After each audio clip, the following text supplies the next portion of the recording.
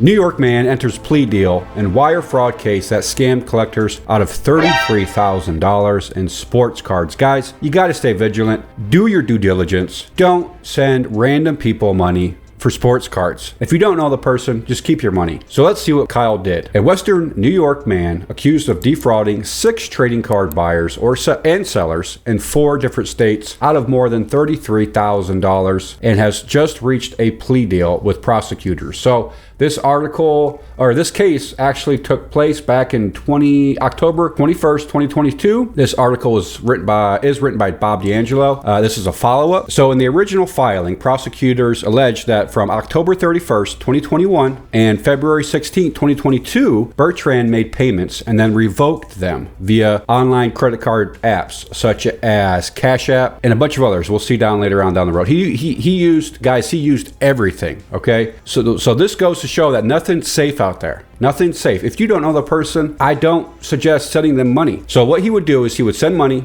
and then revoke the payments as a buyer, and the credit card company would take his side. He would also, as a seller, he would ship empty boxes to the buyers that he met online. So plenty of online platforms that you guys are currently using. And like I said, if you know the person, it's fine.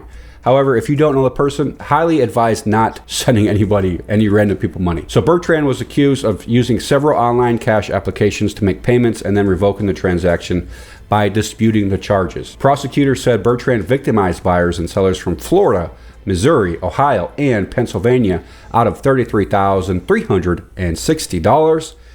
Prosecutors alleged that Bertrand used social media forums to get in touch with prospective buyers about sports cards for sale that he didn't possess or intended to deliver. According to a criminal complaint, Bertrand would have advertised cards online, and after being contacted by prospective buyers, Bertrand allegedly negotiated sale prices for cards that were collectible in nature and highly valuable. Okay, so we're going to look at his Instagram page here in a minute and show what kind of cards he was buying and selling. So the advertisements appeared to be legitimate, prosecutors said. However, the buyers claimed that they either received empty boxes or different cards with lesser values that had been advertised, which is bait and switch, guys. Common bait and switch. It's very easy to pull off, and it's with anything. As a buyer, prosecutors alleged that Bertrand would contact card sellers online, negotiate a price, buy cards through a credit card processing service.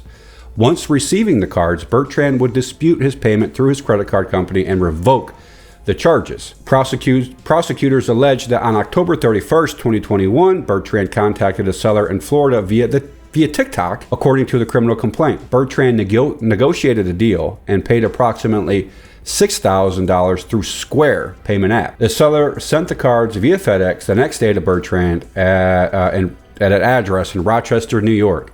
According to the complaint, on November 9th, 2021, Bertrand then disputed the credit card payment. However, after the seller made contact through social media, Bertrand claimed to have no knowledge of the disputes and refused to return the cards. At that point, you're at the credit card company's mercy. What are they going to do? They're going to go in the favor of the person who sent the money, because he probably said that his card was stolen and these transactions were identity theft. And the credit card company is going to stop it and return the money. And what he did, I guarantee you what he did is he used different credit cards in each transaction, because if you look at this full article, you'll see he used different apps. So I think that's what he did. He had multiple credit cards. The biggest example of alleged fraud occurred in Florida on November 19th, 2021, when Bertrand contacted a seller via Instagram and negotiated a deal for sports cards that totaled more than $20,000. According to the criminal complaint, Bertrand paid again through Square, but again disputed the transaction with his credit card service. $20,000, guys.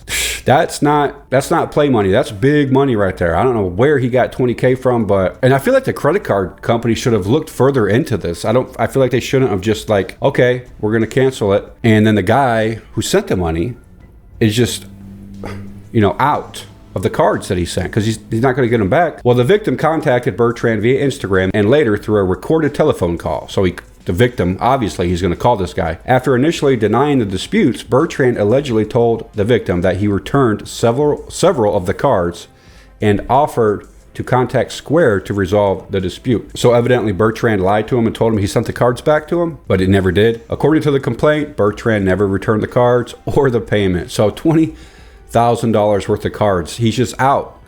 And if he, who knows if he's going to get that money back, guys. After this case is over with, the victim could never see his cards again, or that $20,000 or the value of the cards. I'm not sure if it was $20,000 of value, but he's just out. Let's see who else he victimized. Bertrand's next alleged victim was a buyer in California who made contact through Facebook, which I know a lot of guys out there use Facebook, on December 14th, 2021. So he's just doing these one after the other.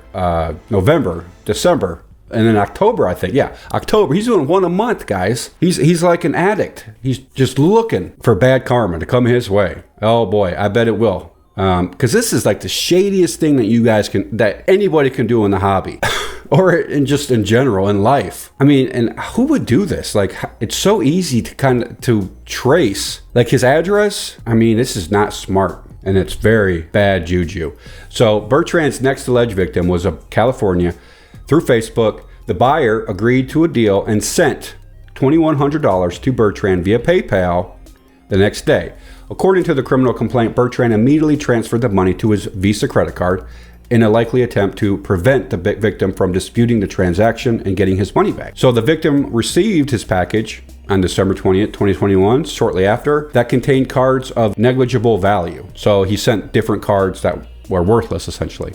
When the victim contacted Bertrand refused to send the actual cards or refund him the money, which at that point, you could make a dispute through PayPal. However, it's hard for PayPal to know that whether or not you got the right cards or not, because as a buyer, you could easily dispute the transaction through PayPal, and you actually could have received the right cards. However, you could lie and be like, no, I never received the right cards. You can take a picture of some random cards and say, these are the cards I actually received. And PayPal is going to be like, well, how do we know that you didn't actually receive the real cards? And you're just trying to pull a fast one on us. Like, PayPal doesn't know that. So it's a tough call to make. And I think from what I've seen, PayPal is going to go in the person who sent the money side, the seller side. But let me know in the comments below what you guys think, what your experience has been through PayPal. For me, it hasn't been great. However, I have had some good transactions through PayPal. You have up to like 90 days through PayPal to dispute a transaction to get your money back. So this happened to me for some fake Topps Tiffany baseball card sets I bought a while ago. I actually have a video of it where I got my money back because they were fake, and I showed evidence, but I'm not sure how PayPal knew that they were fake. But I made a video and I gave them the link. Maybe that's how, I don't know, but PayPal went in my favor, so that worked out. However, that's not always the case. Next victim, January 11th, 2022, a buyer from Missouri responded to an ad Bertrand had posted on Facebook and agreed to pay $600 for certain cards. The victim sent the money through Cash App.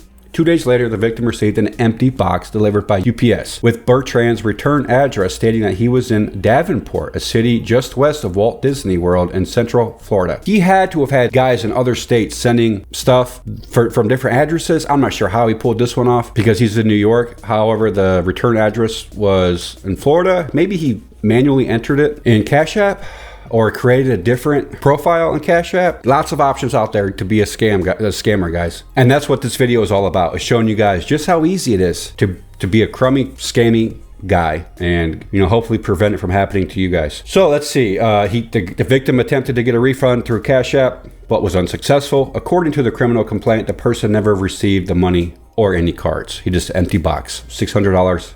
Gone. The final victim from Pennsylvania contacted Bertrand through Facebook to buy certain cards that were listed for sale. The two agreed on a price of $450. The victim sent money through Venmo. So he's used Square app, Cash App, Venmo app so far, TikTok, Instagram, Facebook, all marketplaces where guys are just blindly sending strangers money. Real quick, if the buyer has a reputable feedback via Instagram or Facebook, if they have an LCS, more importantly, then yes, you can send them money and they'll send you the card. I mean, that's up to you.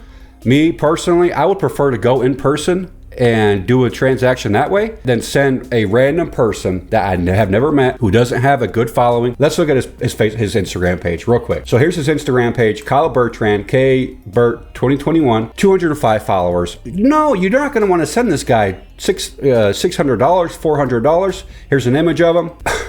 I mean, This, to me, this screams fake account, scammy account. Like, I don't know if he went through and deleted a bunch of posts or why it's still up. Maybe the FBI may have confiscated the account or something. But you can see, here's the pictures in the card in the from the articles. You got Jalen Hurts, Justin Herbert. You got football cards. He also does basketball. Also got some autographs. I'm not sure which cards were actually in the, there's a Jalen Hurts, 20 out of 25 on card rookie. But this guy, there's no credibility to his account, okay? He doesn't have an LCS, most importantly, and he doesn't have a good following that if you start raising a commotion, a ruckus about him scamming you, nobody's going to know. Nobody's going to pay attention to that because there's nobody cares. Nobody's following him. He doesn't.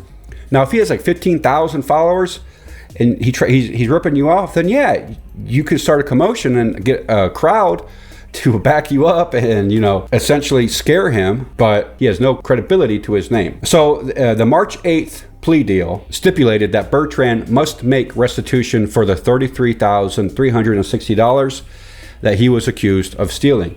The thing is, guys, just because the court orders him to pay that back doesn't mean he's going to be able to, especially if he's going to be in prison for a couple years, right? Like I said, if it's from a reputable account, an LCS, somebody that you know personally, then yes, by all means, send them money through Cash App and then send you the card. It's a tough situation regardless of being the buyer or the seller, because either way, if you don't get the money but you send the card, you're hurting. But if you send the card and you don't get the money, you're hurting. So guys, what I like to do is I like to play it safe myself. There's a ton of other marketplaces out there that has a third party handle these transactions. If you're trying to save a couple bucks, I mean, it's just not worth it. The security and the safety of knowing that I'm guaranteed my card or I'm guaranteed my money back, okay? That's worth more than a couple bucks.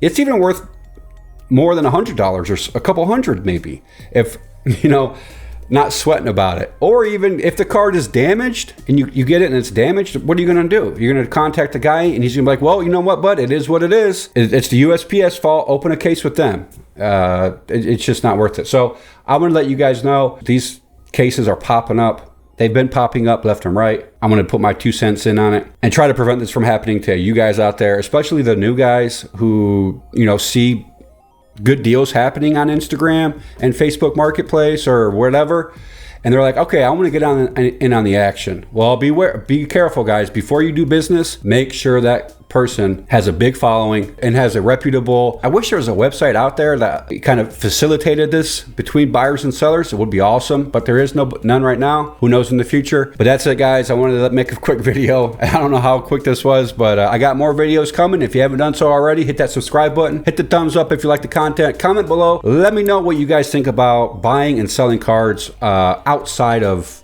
third-party websites. What do you guys do? What are some of your preventative actions that you take in order to prevent from being scammed? Because for me, it's always been stressful thinking about making a transaction with somebody that I don't know personally. But I'd like to hear what you guys think and any tips and tricks you guys might have. Appreciate y'all watching. Stay posted for more videos and see y'all in the next one.